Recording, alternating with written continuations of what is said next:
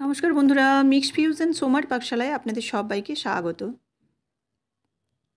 আজকে আপনাদের সাথে একটি মিষ্টির রেসিপি শেয়ার করব, যেটি আমাদের খুবই পরিচিত গজা। এই গজা কিন্তু খুব ইজি প্রসেসে আমি দেখাবো, আর কতটা তাড়াতাড়ি হয়ে যায় বাড়িতেই সেটাও কিন্তু আপনাদের দেখাবো। আর এইরকমই তৈরি হবে রসালো সফট গজা। তো চলুন, এর জন্য প্রথমে আমি এর ডোটা বানিয়ে নেব। ডো বানানোর জন্য এখানে দিয়ে দিচ্ছি 2 কাপের মতো ময়দা। ময়দার পরিমাপটা এখানে আমি 2 কাপ নিচ্ছি। এবার এর মধ্যে আমি দিয়ে দেব বেকিং সোডা। বেকিং সোডা এখানে দিচ্ছি 1/4 চামচ। আর বেকিং যদি পাউডার ইউজ করেন তাহলে কিন্তু বেকিং সোডার থেকে একটু বেশি পরিমাণে দেবেন, অর্থাৎ হাফ চামচের মতো দেবেন। আর এখানে ময়ান হিসাবে দিচ্ছি আমি ঘি। ঘি এখানে মোটামুটি 3 চামচের মতো বড় চামচে দিয়ে দিচ্ছি। এই ঘিয়ের বদলে আপনারা বাটার, সাদা তেল কিংবা ডালদাও ব্যবহার করতে পারেন। দোকানে আমরা যে গজা খেয়ে থাকি সাধারণত এগুলো ডালদারই ময়ান দেওয়া হয়ে থাকে। তো দেখুন, ঘি আমি দিয়ে এটাকে ভালোভাবে মেখে নিতে হবে ময়দাটাকে। যখন এরকম হাত দিয়ে চেপে চেপে দেখে নিতে হবে, যখন এরকম একটু ডেলা ডেলা টাইপের হয়ে আসবে তখন কিন্তু এর মধ্যে জল দেব। জলটাও পরিমাণ মতো দিতে হবে, কারণ এখানে ডোটা হবে লুচির ডোয়ের থেকে একটু শক্ত। রুটির ডো একটু নরম হয় আর লুচির ডো তার থেকেও একটু শক্ত হয়। আর এখানে যে ডোটা বানানো হবে গজা, সেটা কিন্তু লুচির ডোয়ের থেকে একটু শক্ত হবে। তো দেখুন, এটাকে ভালোভাবে আমি ঠেসে নিচ্ছি। ঠেসে ডোটাকে রেডি করে নিলাম।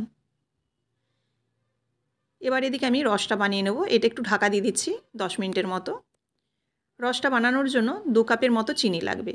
তো এখানে আমি জিলিপি বানিয়েছিলাম, তার রস কিছুটা রয়ে গেছে, সেটা 1 কাপ চিনির মতো রস রয়ে গেছে। তো আমি এখানে আরেক কাপ চিনি মিশিয়ে দিলাম।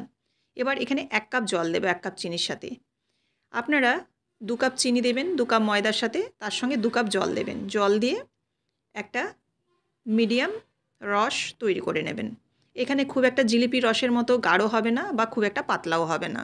তো মিডিয়াম একটা রস তৈরি করে নিতে হবে জাল দিয়ে। এখানে যে হলুদ কালারটা দেখতে পাচ্ছেন, এটা জিলিপির জন্য আমি ফুড কালার ব্যবহার করেছি, তবে গজায় কিন্তু কোনো কালার ব্যবহার করতে হবে না।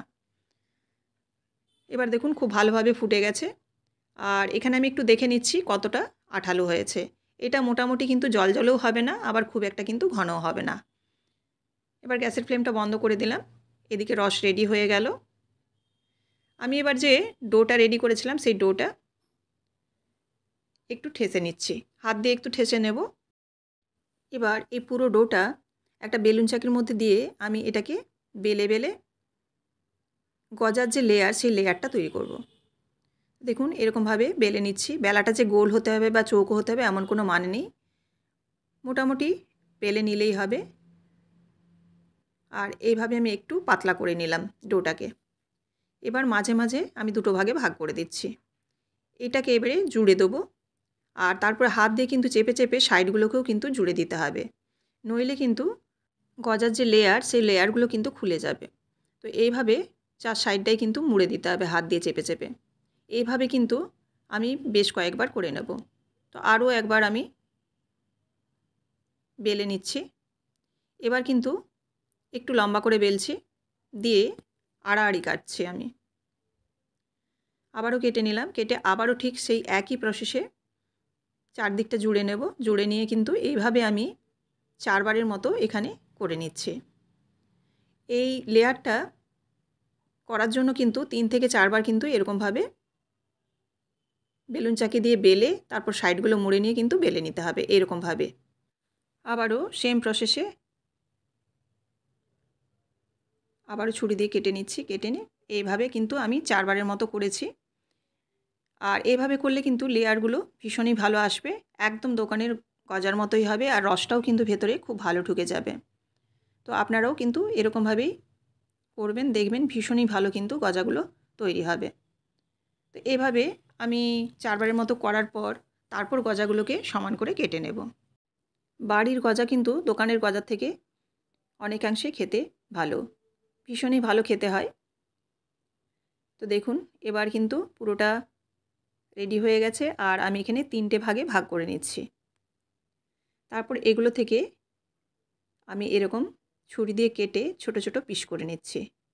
তো এগুলো আরেকটু বড় হবে, যখন তেলে দেওয়া হবে একটু ফুলে যাবে, তো সেই কারণে এরকমভাবেই আমি সাইজগুলো প্রত্যেকটার কেটে নিচ্ছি। আর এগুলোর লেয়ারগুলো কিন্তু একদম পুরোপুরি সুন্দর হয়েছে। লেয়ারগুলো দেখুন। এবার এগুলোকে আমি তেল গরম করতে দিয়েছি। এবার গরম তেলের ওপর দিয়ে এগুলো কিন্তু ভেজে নেব। গজার তেলটা যে গরম হবে সেটা কিন্তু খুবই হালকা গরম হবে, সেই অবস্থায় কিন্তু এই গজাগুলো দিতে হবে। এই পিসগুলো খুবই হালকা যখন গরম থাকবে সেই অবস্থায় দিতে হবে। খুব বেশি গরম হলে কিন্তু ফুলে যাওয়ার উপর দিকটা চান্স থাকবে, তাছাড়াও কিন্তু উপরটা লাল হয়ে যাবে আর ভেতরটা কাঁচা থেকে যাবে। তো চেষ্টা করবেন একদমই কম হিটে এটাকে ভাজতে। প্রথমে যখন কম হিটে ভাজবেন তখন একটু এপাশ ওপাশ উল্টে নিয়ে তারপর গ্যাসের ফ্লেমটাকে মিডিয়াম করতে হবে। এইভাবে মিডিয়াম এবং লোয়ের যে আঁচ, সেই লো আঁচের মধ্যে রেখেই কিন্তু গজাটাকে একটু সময় ধরে ভাজতে হবে। গজা ভাজার জন্য কিন্তু একটু সময় লাগে। তো আমি এই কারণেই পুরো গজাগুলোকে একসাথেই দিয়ে দিয়েছি, যাতে দুবার আমাকে ভাজতে না হয়। সেজন্য কিন্তু উল্টাতে একটু অসুবিধা হচ্ছে, তবে একসাথে কিন্তু পুরো গজাটা রেডি হয়ে যাবে। দেখুন মোটামুটি এখন ভাজা হয়ে গেছে আর ফ্লেমটা কিন্তু মিডিয়াম এখন আছে। তো এইভাবে কিন্তু মাঝে মাঝে নেড়ে চেড়ে দু পিঠটাকে খুব ভালোভাবে লাল করে নিতে হবে। যখন দেখুন লেয়ারটা এখানে দেখা যাচ্ছে, যখন একদম গোল্ডেন ব্রাউন হয়ে যাবে তখন কিন্তু গজাগুলো নামিয়ে নেব। অনেকটাই হয়ে এসছে আর এখন দেখুন পুরোপুরি হয়ে গেছে। এবার একটা একটা করে আমি তুলে নিচ্ছি। আর এই গজাগুলো কিন্তু গরম অবস্থায় আমি রসে দেব না, রসটাও একদম ঠান্ডা থাকবে আর গজাগুলো কিন্তু হালকা গরম থাকবে। সেই অবস্থায় আমি এই গজাগুলো কিন্তু রসের মধ্যে দেব। রসটাকে একবারে ঠান্ডা করে নিতে হবে। গজার রস যদি গরম থাকে কিংবা গজাগুলোও যদি খুব গরম থাকে তাহলে গজা কিন্তু খুব নরম হয়ে যাবে। দেখুন আমি রসের মধ্যে দিয়ে দিয়েছি আর দেওয়ার পর কিন্তু 15 থেকে 20 মিনিটের মতো আমি রেখে দিয়েছিলাম। এপিট ওপিট ভালোভাবে নেড়ে নিয়েছি, নেড়ে এবার রস থেকে তুলে নিচ্ছি। একটা একটা করে তুলে নিচ্ছি। তো এই রেসিপিটি আপনাদের কেমন লাগলো অবশ্যই আমাকে কমেন্ট করে জানাবেন। রেসিপিটি যদি ভালো লেগে থাকে অবশ্যই লাইক, কমেন্ট এবং শেয়ার করবেন। আর এরকমই বিভিন্ন ধরনের রেসিপি পাওয়ার জন্য অবশ্যই চ্যানেলটিকে সাবস্ক্রাইব করে বেল বাটনটি প্রেস করে দেবেন, যাতে সবার আগে নোটিফিকেশান আপনাদের কাছে পৌঁছে যায়। যারা ফেসবুক থেকে দেখছেন তাদের কাছে অনুরোধ রইল যে আপনারাও চ্যানেলটিকে অবশ্যই ফলো করে দেবেন। সমস্ত গজাগুলো আমি নামিয়ে নিলাম। এবার দেখুন পুরো গজা রেডি হয়ে গেছে আর কতটা সুন্দর হয়েছে। আমি আপনাদের একটু ভেতরটা দেখাচ্ছি কীরকম হয়েছে। ভেতরটা একদম রসালো হয়েছে আর উপরটা কিন্তু মুচমুচে। এরকমভাবে কিন্তু আপনারাও বাড়িতে খুব সহজেই দোকানের মতো গজা তৈরি করে নিতে পারেন।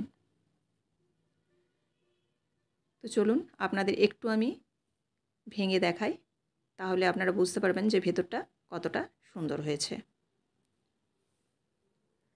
দেখুন এখানে আমি একটা গজা নিচ্ছি আর ভেতরটা